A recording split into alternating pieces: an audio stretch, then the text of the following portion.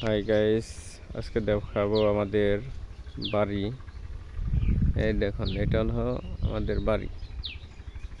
এই যে বাড়ির চারদিকটা দেখুন।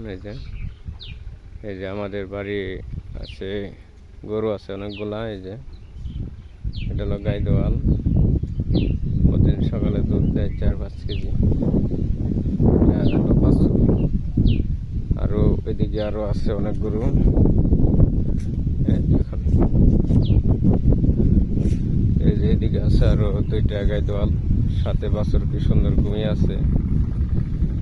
আর এই যে সারগুলো আমাদের আল্লাহ দিলে এবার ঈদে ছাড়াবো। যে গাছ দিছি, সবুজ শ্যামল ঘাস, কি সুন্দর তাজা ঘাস। দেখুন, আমরা ঘাসই খাওয়াই, কোনো কুড়া ছাটি খাওয়াই না গরুরে।